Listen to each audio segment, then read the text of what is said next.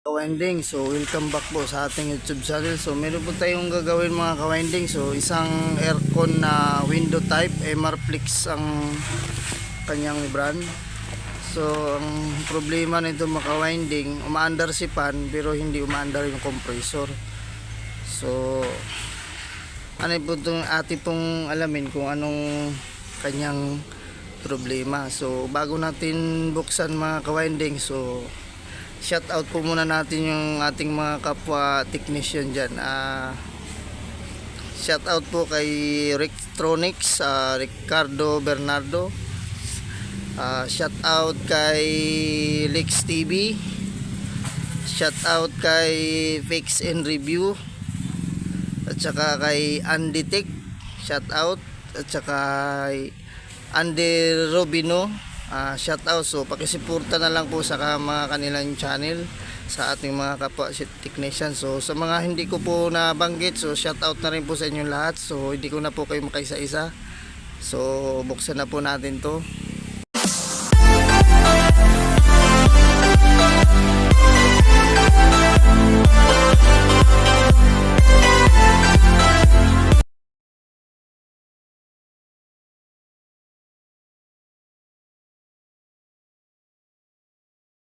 So mga kawinding, nabuksan ko na po ito, So ito mga kawinding, so ang dumi ng loob niya, mga kawinding. So ito may laman. Halos kinalawang na. Tagal na yata naka-stack ito. So chichikin natin to ng mga kawinding. So linisin po muna natin. So wala naman ako nakitang hindi magandang wala naman ako nakitang pinaglamatan ng leak. Kung may mga rinsan, so madumi po. So tapos kung bakit kaya ayaw umandar, so chichikin lang po natin yung loob mamaya. So linisan ko muna siya mga kawinding. So mga kawinding, so nalinis na po natin. So wala nang mga dumi dito. So tinanggal ko na rin yung pinakabalot niya dito. So ang check po natin yung kanyang diferensya niya mga kawinding, kaya yung mandar compressor, busted pala yung ating capacitor. So i-check po natin. So set lang po natin sa capacitance. So, ito po ay na 25 UF microfarad. So lang po natin. So ano na talaga siya mga kawinding, oh. Halos wala na siyang laman.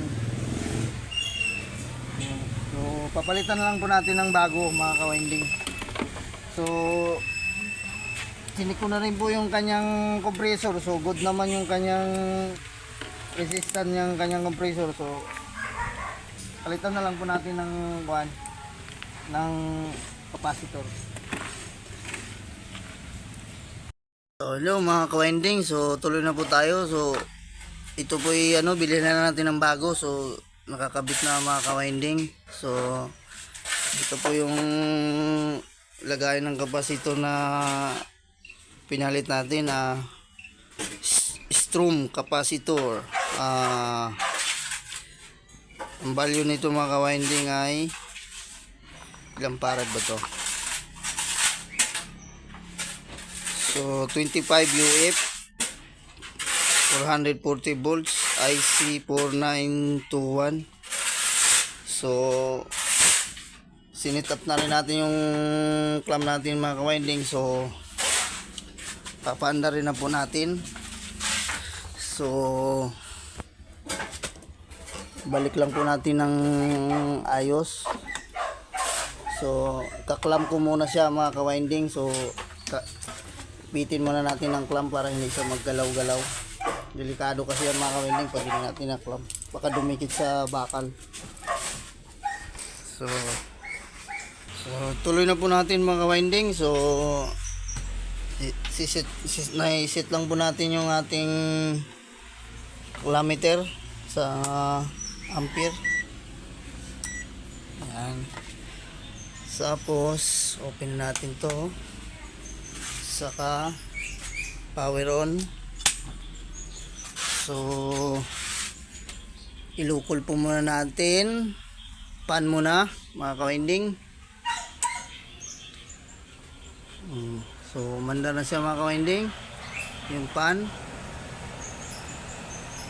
So, manda rin na natin compressor.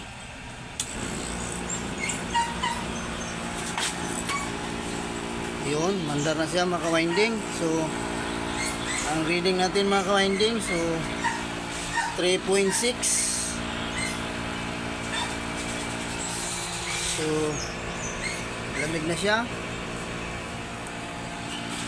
So, yan, 3.5. Bumaba.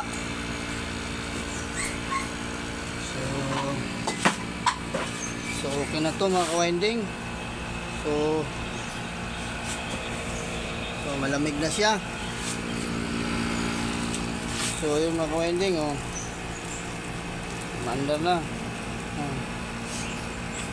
So, hanggang dito na lang tayo mga ka-winding. So, kung bago lang po kayo sa akin channel, so, please subscribe at pa-pindot na rin po ang notification bell para updated po kayo pag may video tayong lagi. So, salamat mga ka-winding. So, God bless all po sa atin lahat.